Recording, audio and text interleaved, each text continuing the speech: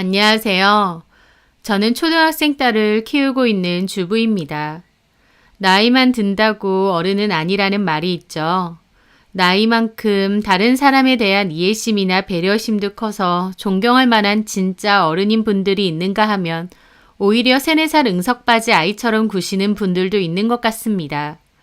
저희 시어머니는 딱 후자 같으신 분이었어요. 외로움을 많이 느끼는 분이었고 그 외로움을 자식들에게 채워달라고 닥달하시는 분이었습니다.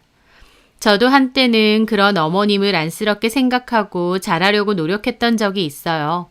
하지만 하나를 들이면 열을 내놓으라고 하시는 것에 점차 지쳐갔습니다. 또 제가 어머님을 진심으로 생각하는 것과 달리 어머님은 저를 본인 필요할 때나 이용해 먹는 도구 정도로밖에 생각 안 하시는 것 같더라고요. 그걸 뼈저리게 깨닫고 그 이후론 어머님과 거리를 두고 살고 있습니다. 저희 남편에게는 형이 하나 있는데요. 아주버님은 남편과 7살 터울이고 저희보다 10년이나 일찍 결혼을 하셨죠. 그런데 명절 때나 시댁 행사가 있어도 아주버님이나 형님을 볼 수는 없습니다. 왜냐면 형님하고 어머님하고 저 결혼 직전에 대판 싸웠고 그 이후로 얼굴 안 보고 사신다 했거든요. 아주버님과 형님은 당연히 저희 결혼식에도 오셨고 밖에서 따로 만난 적은 있는데 시댁에서 만난 적은 없습니다. 어머님은 결혼 초에 그렇게 저만 보면 형님 욕을 하셨어요. 어머님 말씀만 들어보면 형님은 세상에서 제일 나쁘고 비정한 인간이었죠.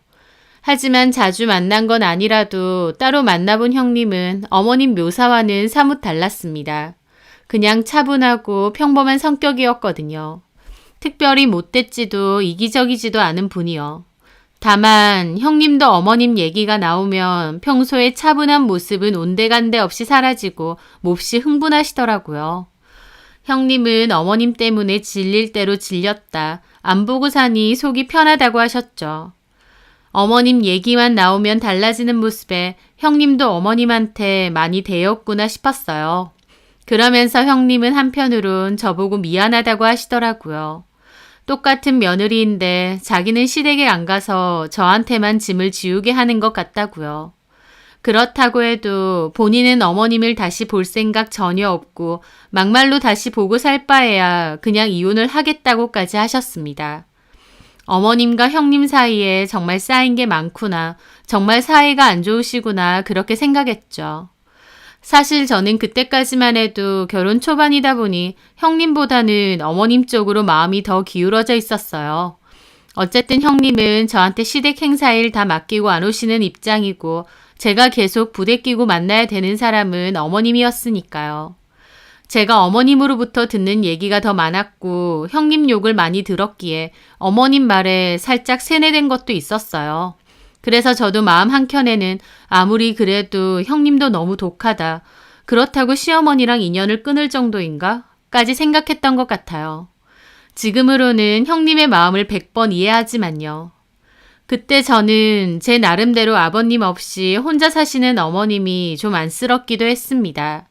어머님을 보면 저희 엄마 생각도 나고요. 저희 집도 시댁도 두 집 다 아버지들이 돌아가셔서 안 계신 상황이었어요. 저희 엄마는 혼자서 너무 씩씩하고 꿋꿋하게 잘 지내시지만 그래도 딸로서 엄마가 늘 안쓰럽고 신경 쓰이는 게 있거든요. 그렇다 보니 어머님을 보면 저희 엄마 생각도 나서 왠지 모를 안쓰러운 마음도 있었던 거죠. 또 형님이 시댁에 안 오니까 제가 맏며느리 몫만큼 잘하고 싶다는 욕심과 마음도 있었던 것 같습니다. 하지만 막상 어머님을 겪어보니 몇 년도 안 돼서 형님이 이해가 되기 시작하더라고요. 저희 어머님 정말 사람 질리게 만드는 데는 일가견이 있으셨거든요. 저희 어머님 18번이 외롭다는 말이었습니다. 연세가 그렇게 많으신 것도 아니었고 또 건강하신 편이었어요. 그래서 사실 얼마든지 소일거리도 찾아보실 수 있었고 또 친구분들 만나시거나 모임, 취미활동을 갖는 등 여러 가지 사회활동을 충분히 하실 수 있습니다. 그런데도 그런 건 일절 안 하시고 그냥 집에만 내내 계시면서도 그렇게 외롭다는 소리를 잘하셨습니다. 그 말은 곧 저희에게 하는 말이기도 했어요. 내가 외로우니 나한테 잘해라. 내가 외로우니 나 모시고 자주 다녀라 같은 압박이었죠. 특히 저보고 자주 오라고 하셨습니다. 그때 거의 2, 3주에 한 번꼴로는 갔으니 그리 안 가는 편은 아니었는데도 그렇게 전화를 해서는 또 오라고 하셨어요. 그리고 저한테도 툭 하면 전화해서 한참이나 이런저런 얘기를 쏟아내셨습니다. 한 번 전화하면 보통 15분에서 20분 정도는 하는 거예요. 저는 집에서 집안일 하다가도 어머님 전화가 오면 스탑하고 앉아서 얘기를 들어드려야 했습니다. 얘기들도 다 엄청 사소한 이야기 아니면 본인 하소연 같은 거였고 한 번 했던 말을 여러 번 반복하시는 경우도 많았어요. 며느리니까 또 많이 외로우신가 보다 생각하며 좋은 마음으로 들어드리는 것도 한두 번이지 너무 자주 전화를 하시니 지치고 힘들더라고요. 나중에는 적당히 리액션만 해드리거나 바쁘다고 말씀드리며 적당히 말을 끊기도 했습니다. 그렇게 오라고 닥달을 하셔서 시댁에 가면 집에 안 보내주세요. 일찍 오라고 하도 그러셔서 오전 일찍 가는데 저녁 먹고도 한참을 이런저런 핑계로 안 보내주십니다. 그래서 시댁에는 한 번 가면 하루를 다 쓸 생각을 해야 돼요. 어머님은 외롭고 심심하시니 저희를 부르시지만 제 입장에선 시댁 가는 게 마냥 좋은 일은 아닙니다. 가면 이런저런 집안일도 엄청 만들어 놓으시거든요. 밥도 다 해먹자고 하시고요.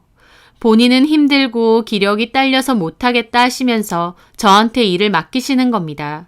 어머님 댁 가면 갑자기 찬장에 있는 그릇 정리를 한다던가 이불 빨래를 한다던가 오래된 서랍장 정리를 하는 등 평소에는 잘 못했던 집안일을 저한테 시키세요.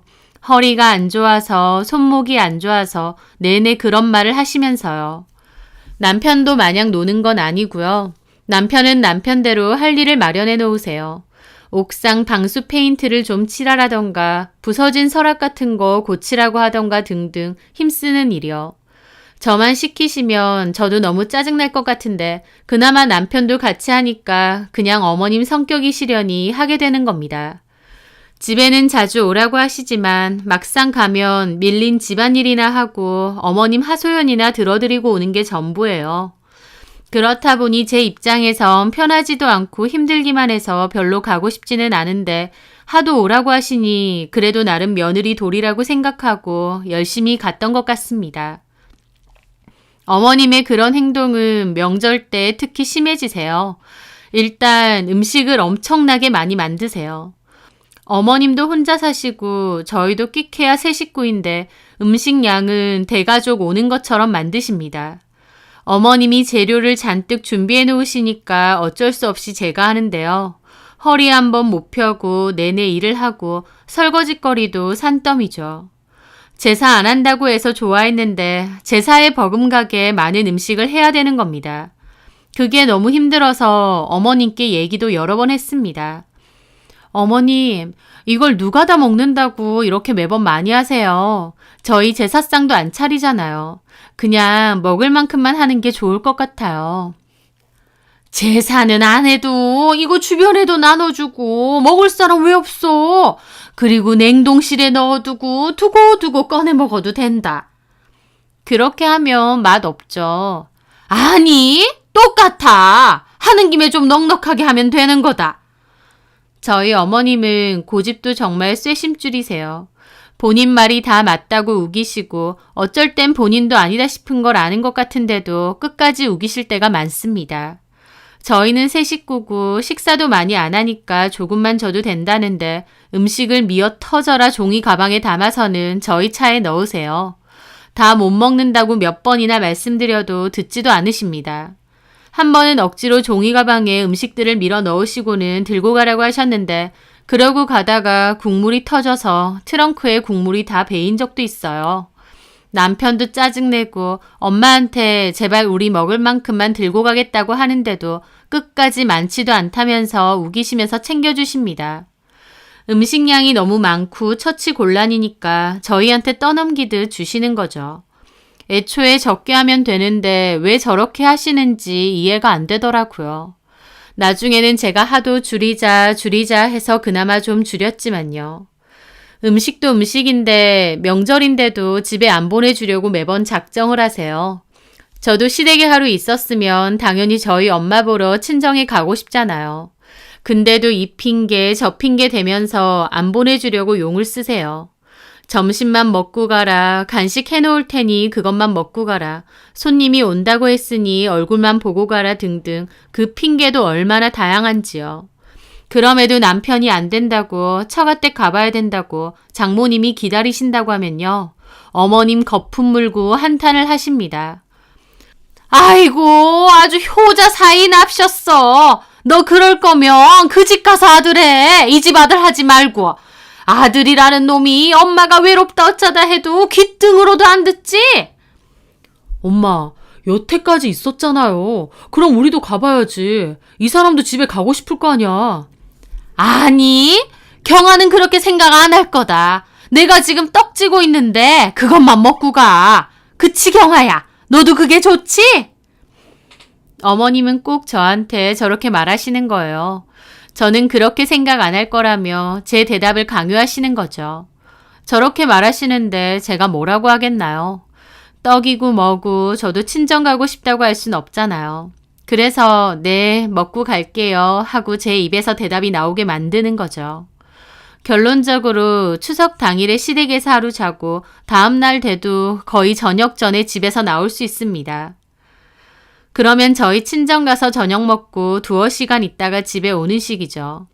시간으로 쳐도 비교도 안 되게 친정에선 짧게 있는 건데도 어머님은 친정 가는 것을 그렇게 못마땅해 하셨어요. 어머님은 저와 남편에게 기대는 부분이 너무 컸고 그걸 말로 써도 자주 부담을 주셨습니다. 나한테 며느리는 너밖에 없어. 너네 형님은 나한테 며느리 아니야. 나는 걔 가족으로 생각도 안 해.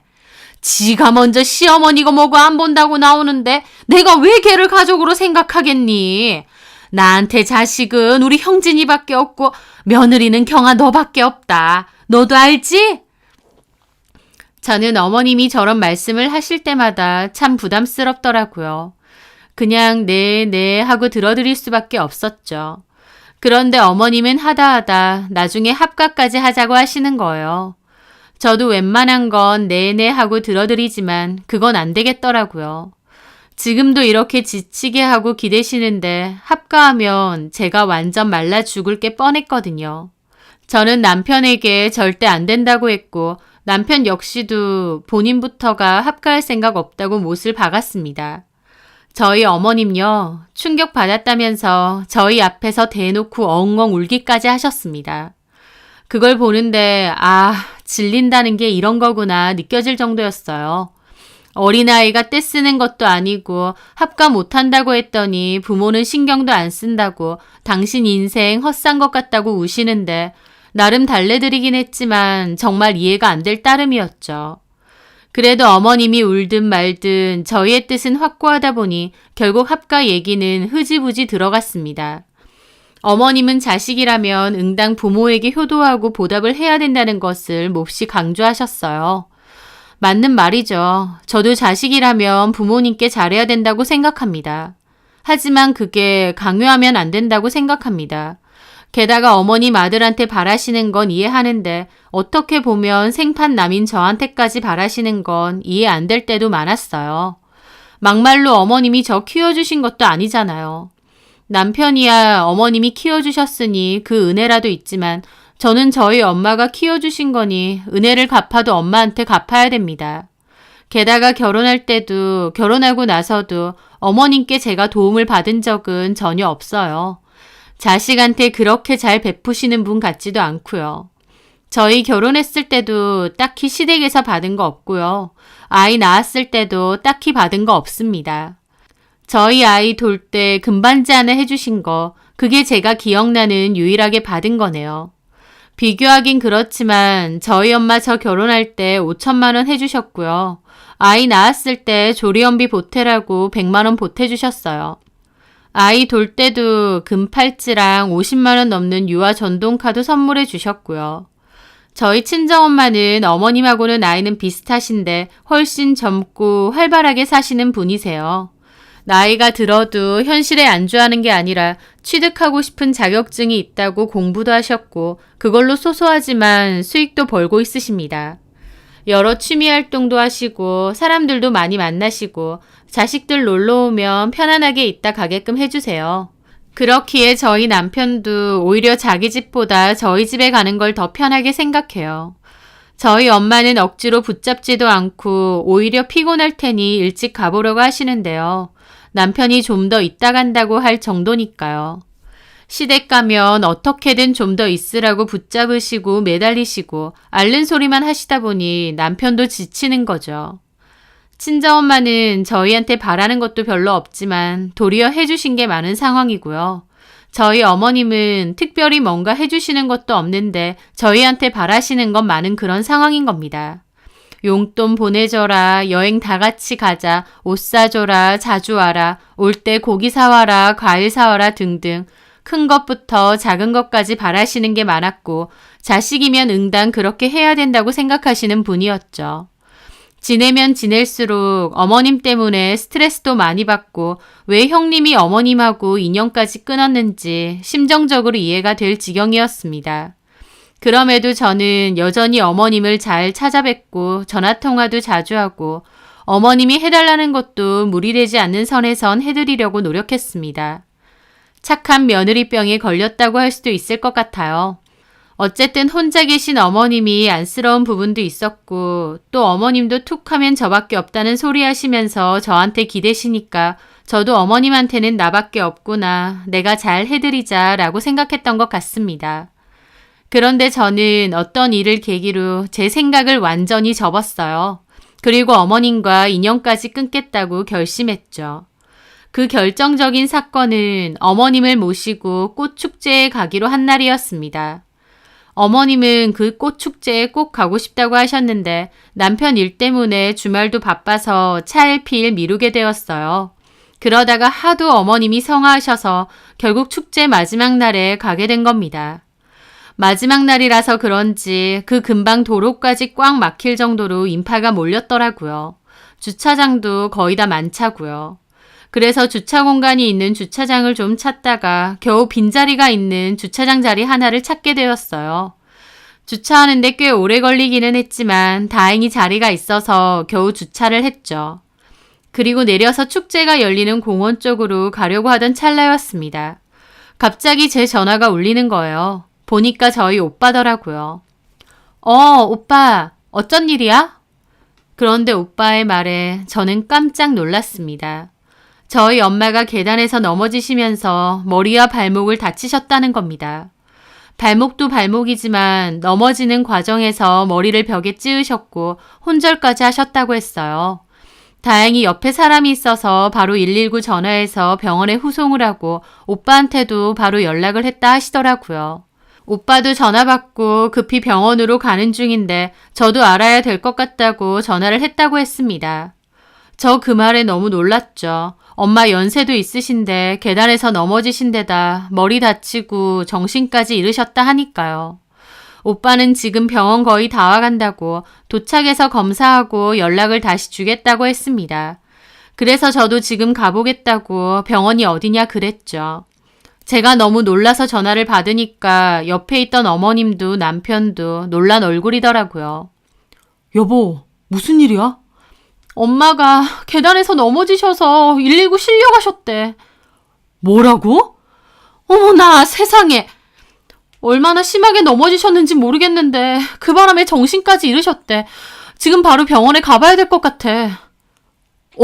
알겠어. 얼른 차에 타. 그러면서 남편은 다시 허둥지둥 차에 올라타려고 했습니다. 그런데 어머님이 갑자기 남편을 잡는 겁니다. 잠깐만! 지금 가려고? 네. 아니 여기까지 와놓고 간다고? 바로 코앞까지 와놓고?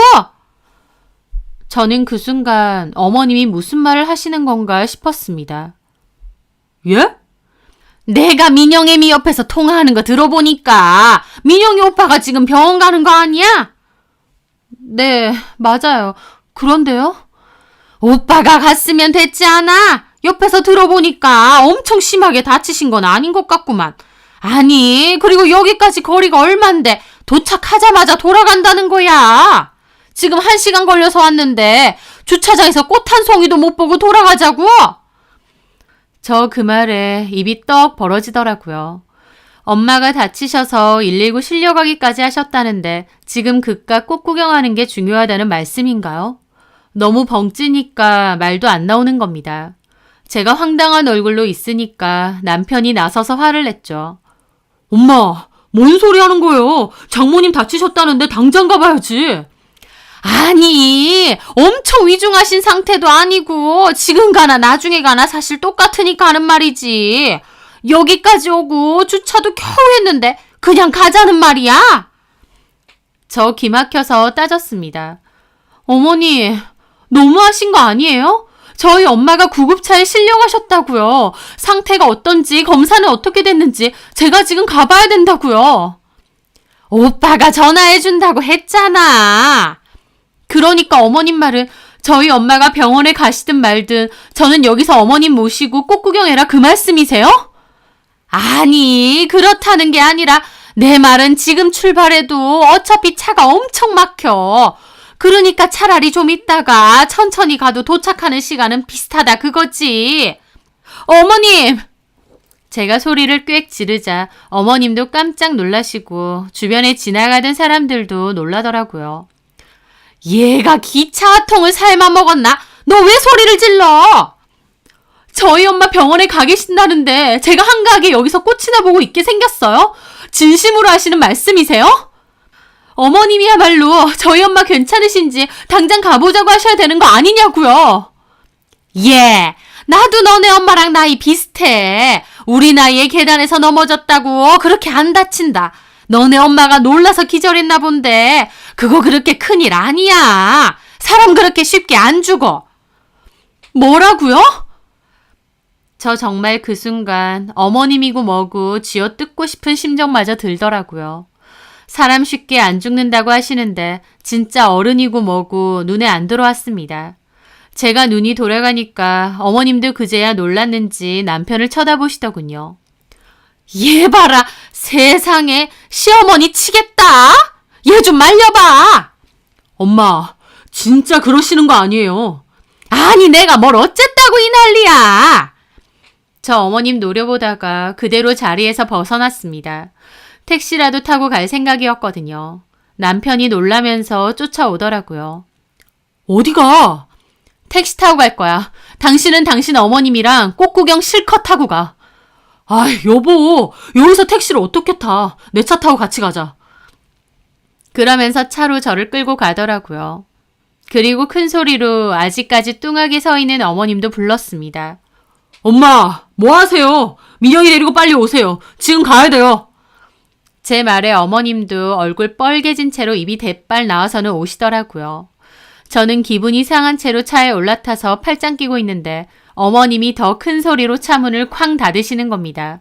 그러면서 뒷좌석에서 내가 뭘 했다고 시어머니한테 눈 시뻘겋게 뜨고 소리 지르고 나 참 살다 별꼴을 다 겪네. 당장 오늘 내일 하는 위중한 상태도 아니고 그거 넘어졌다고 그렇게 안 위험하다. 나 여기 꽃축제 그렇게 오고 싶다고 했는데 지들 바쁘다고 차일피일 미루고 겨우 마지막 날에 힘들게 왔으니까 그저 꽃이라도 몇 송이 보고 가자고 하는 게 그렇게 잘못된 거냐? 꽃 몇 송이 보고 간다고 너네 엄마 어떻게 안 된다. 하면서 계속 울분을 터뜨리시는 겁니다. 그 말에 남편도 화를 내더라고요. 아, 엄마, 그만 좀 하시라고요. 그깟 꽃이 뭔데요? 뭐가 어째? 야, 너도 똑같아. 나 여기서 내려줘라. 아, 엄마, 제발 좀 그냥 가세요. 여기가 어디라고 내려줘요? 내가 아들 며느리한테 이딴 취급받으려고 여기 온 줄 알아? 봐라, 앞에 차 막히는 거. 내가 이럴 줄 알고 천천히 가라고 한 거다. 지금 가나 나중에 가나 똑같아. 당장 어떻게 되는 것도 아닌데 생유나는 하면서 계속 뒤에서 불평불만을 쏟아놓는 겁니다. 남편도 으유 하면서 한숨만 내쉬고 있고요. 저 조수석에 앉아서 부글대는 속을 참으며 단 한마디도 하지 않고 창밖만 봤습니다. 그때 제 속에서는 엄마에 대한 걱정과 어머님에 대한 분노가 뒤섞여 있었어요. 사돈이 병원에 실려가든지 말든지 눈앞에 꽃구경이나 해야겠다는 행동 앞에 저는 어머님에 대한 인간적인 모든 정까지 다 사라졌거든요. 저는 휘몰아치는 감정 때문에 눈물까지 주르륵 흘렀어요. 조용히 눈물만 흘리는데 그 모습을 본 남편은 작게 미안하다고 하더라고요. 하지만 그 모습을 본 어머님은 또다시 너 우냐? 아이고 별 유나는 너네 엄마 당장 어떻게 안 된다. 유난 좀 그만해라. 진짜 서러운 사람이 누군데? 라면서 본인 서러운 것에만 화를 내시더군요. 그렇게 한참을 걸려 어머님 집부터 도착했습니다. 어머님을 내려드리는데 어머님은 화난 얼굴로 너네 어머니 어떤지 나한테도 꼭 알려줘라. 보나마나 괜찮으실 거다. 하시더라고요. 저 그 말에 대답 안 했고 어머님은 대답 안 한다고 또 역정을 내시더군요. 남편이 빨리 가봐야 되니까 내리라고 했고 그렇게 어머님 내려드리자마자 병원으로 급하게 출발했습니다. 가는 길에 남편이 저더러 미안해. 진짜 미안해. 라고 하길래 제가 한마디 했습니다. 나 앞으로 어머님 안 보고 살 거야. 그런 줄 알아. 제 말에 남편도 아무 말 없이 있다가 알겠다고 했습니다. 그렇게 급히 병원으로 도착해보니 이미 검사 다 끝났고 엄마는 입원실에 있으시더라고요. 걱정했던 머리는 다행히 괜찮았는데 발목은 상태가 안 좋아서 한동안 입원해서 치료를 받아야 된다고 했습니다. 그래도 가장 걱정했던 머리 쪽은 괜찮으셔서 다행이었어요. 엄마는 걱정시켜서 미안하다고 하셨지만 괜찮으신 엄마 상태를 보니까 그제야 안도가 되면서 눈물이 나더라고요. 행여나 너무 많이 다치셨을까봐 머리에 문제라도 생기셨을까봐 심장이 덜컹했거든요. 그렇게 며칠 동안은 입원한 엄마 곁을 지키며 도와드렸습니다. 그 후에는 통원 치료를 하기로 해서 퇴원 수속 밟고 저도 집에 돌아왔어요. 그 사이에 어머님이 저에게 몇 번 전화하셨지만 저는 일절 받지 않았습니다. 다시 걸지도 않았고요. 저는 어머님의 그 폭언을 듣고 어머님을 다시는 보지 않겠다고 결심했거든요. 그 후에 어머님으로부터 문자가 와 있었습니다. 그 내용은 얘기 들어보니 친정엄마 별로 심하게 다친 것도 아니라며? 내가 그럴 줄 알았다. 너도 경험 없어서 나한테 그랬을 테니 와서 사과하면 나도 받아주마. 주말에 집에 와라. 라고요. 저 그 문자 보고 코웃음 쳤습니다. 사과는 무슨 사과인가요? 도리어 제가 사과를 받아도 뭐할 파네요. 사돈이 병원에 실려갔다는데 눈앞에 꽃놀이 하자고 하는 어머님한테 제가 미쳤다고 사과를 하나요? 남도 그렇게는 안 할 것 같습니다. 저는 그 문자도 씹었고 어머님 연락도 다 씹었어요. 어머님은 남편한테도 연락했나 본데 남편이 어머님에게 더 이상 민영엄마한테 연락하지 말라고 전했대요. 민영엄마 마음의 상처가 너무 크고 당분간은 어머님 안 보고 살고 싶다 했다고요. 그 말에 어머님 또 거품 물고 저한테 장문의 문자 보내셨더군요. 너 사람이 그렇게 하면 못 쓴다. 어른이 먼저 넘어가자고 하면 알겠다고 받아들여야지 어디서 생고집이야. 너네 엄마 상태 괜찮고 아무 문제 없는데 이제 와서 나한테 사과하기 싫다고 강짜 부리는 거야? 너 그렇게 안 봤는데 딱 네 형님하고 하는 짓 똑같다. 이렇게요. 저 그 문자도 씹었습니다.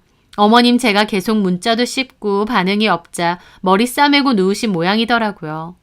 남편한테 전화해서 서럽다고 대성통곡하시고 저 바꿔보라고 하시고 하지만 남편도 단호하게 자기한테 얘기하시고 민영이 엄마한테는 이제 연락하지 마시라고 전했습니다. 그렇게 여러 차례의 일이 있고 한동안은 연락 안 하시고 잠잠했어요. 그런데 어느 날 아이 학교에 학부모 급식 봉사가 있어서 참석을 했을 때였어요. 참석한 엄마들과 잠깐 담소를 나누고 있는데 어머님한테 전화가 오는 겁니다. 안 받았습니다. 그랬더니 곧이어 문자가 오는 거예요. 전화 좀 받아라. 나 죽겠다. 라고요. 죽겠다고 하시니까 그 순간은 뭔가 싶더라고요. 어머님이 작전을 바꾸신 건가 싶기도 하고요. 망설이던 찰나에 또 어머님에게서 전화가 오길래 다른 학부모들한테 양해를 구하고 나가서 그 전화는 받았습니다. 네. 이제야 받네. 이제야 받아. 왜 그러시는데요? 너 진짜 너무한 거 아니야? 시험이 죽었다고 하면 그때 연락할래? 하면서 소리를 지르시더라고요. 계속 듣기도 싫어서 저 어머님하고 할 말 없습니다. 이만 끊을게요. 했죠. 그런데 야! 나 지금 다쳤어! 하고 소리를 지르시는 겁니다. 네? 뭘 다쳐요? 나 지금 상부장에서 그릇 꺼내려다가 의자에서 떨어졌다. 옆구리하고 다리하고 다쳐서 꼼짝을 못한다고. 어머님 말에 저는 코웃음이 났습니다. 어머님이 진짜 다치신 건진 모르겠지만 옆구리를 그렇게 심하게 다치셨다면서 소리는 잘만 지르시더라고요. 네가 당장 와서 병원 데리고 가라. 어서! 민영 아빠한테 얘기할게요. 네가 오라고! 걔는 일하러 갔는데 어떻게 당장 와? 너는 시어머니가 다쳤다는데 아무렇지도 않니? 시어머니가 아파 죽겠다는데? 하면서 펄쩍펄쩍 뛰시더라고요. 그래서 열받은 제가 그랬습니다. 어머님, 걱정 마세요. 그 정도 다쳤다고 별일 없어요. 사람 그렇게 쉽게 안 죽습니다. 뭐야? 어머님이 그때 그러셨잖아요. 사람 그렇게 쉽게 안 죽는다고. 저도 의자에서 넘어진 적 많은데요. 그 정도로 사람 쉽게 안 죽으니까 걱정 마세요. 어머님 저하고 통화하는 목소리만 들어도 멀쩡하신데요, 뭐. 민영 아빠한테 말할 테니까 병원 데려다 달라고 하세요. 그것도 안 되시면 119 직접 전화하시던가요. 야! 너 어떻게 나한테 이러냐? 그러는 어머님은 왜 그러셨어요? 뭐? 저 나름 7년 동안 어머님한테 잘하고 살았어요. 어머님 오라고 할 때 가고 해달라고 하시는 거 해드리고 어머님 하소연 불평불만 아무 소리 없이 잘 들어드렸습니다. 며느리는 둘인데 저 혼자 며느리 노릇했고 할 만큼은 했다고 생각해요. 근데 어머님은 저한테 어떻게 하셨어요?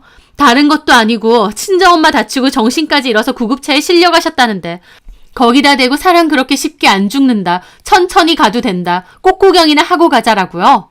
네, 저도 똑같이 말씀드릴게요. 어머님, 사람 그렇게 쉽게 안 죽어요. 그리고 저 지금 민영이 학교급식 봉사 왔거든요. 그래서 못 가니까 어머님 아들한테 와달라고 하세요. 그리고 저는 그 일로 어머님한테 마음의 문 닫았고요. 앞으로 안 보고 살기로 결심했습니다. 그러니까 저한테 아무것도 바라지 마시고 없는 사람이라 생각하세요. 했습니다. 제 말에 어머님이 뭐라 말씀하시는데 저는 그냥 전화 끊었어요. 그리고 남편에게 곧장 전화해서 어머님 다치신 것 같으니 시댁 가보라고 했습니다. 그날 저녁 남편이 어머님 병원에 모시고 갔다 왔다고 하더라고요. 사진 찍어봤는데 그냥 가벼운 찰거상이고 뼈나 장기에도 아무 문제 없다고 했대요. 다만 어머님이 남편을 붙잡고 제 욕을 그렇게 쏟아부으셨던 모양이더라고요. 하지만 남편도 그 착한 사람이 오죽하면 그러겠느냐고 도리어 화를 냈대요. 본인이 생각해도 그때 엄마 행동 진짜 이해 안 되고 정 떨어졌다고. 근데 그 사람은 오죽했겠느냐고요. 안 보고 산다고 한 거 이해되고 당분간은 그 사람한테 연락하지 말라고 했답니다. 어머님 거기서 꺽꺽대면서 자식이고 며느리고 다 필요 없다고 난리를 치셨다는데 남편이 자꾸 이러시면 나도 안 올 거라고 한마디 하고 왔다 하네요. 남편은 어머님께 당분간이라고 했다지만 아니요. 저는 앞으로 어머님 볼 생각 없습니다. 본인 필요할 땐 그렇게 너밖에 없다고 가족이라고 하셨지만 어머님 입장에서 저는 그저 어머님 시중이나 들어주고 말이나 잘 듣는 도구에 불과하다는 걸 깨달았거든요. 감정 없이 말이나 잘 들어야 되는 도구요. 생판 남도 친정엄마 다쳤다고 병원 가본다고 하면 얼른 가보라고 합니다. 그런데 정작 어머님은 본인 꽃 구경하는 게 중요하다고 못 가게 하시는 게 말이 되나요? 애초에 어머님이 저를 그 정도로만 생각하신 거죠. 저도 그걸 깨달은 이상 더 이상 어머님에게 정 붙일 일 없고 잘해드리고 싶은 생각도 없습니다. 마음의 문 닫힌 지 오래고 어머님이 저에게 원하시는 거 그 어떤 것도 해드릴 생각 없거든요. 차라리 이혼을 하면 했지 어머님은 다시 안 보고 싶다던 형님의 말이 무슨 말인지 이제는 뼛속 깊이 이해했다고나 할까요? 그렇게 외롭다는 소리를 주구장창 해대시던 어머님 본인의 그 이기적인 행동 때문에 어머님이 갈수록 외로워질 수밖에 없다는 생각은 안 하시는 것 같아요.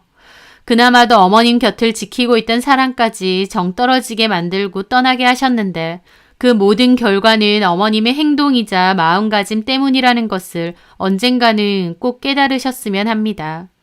제 사연 들어주셔서 감사합니다.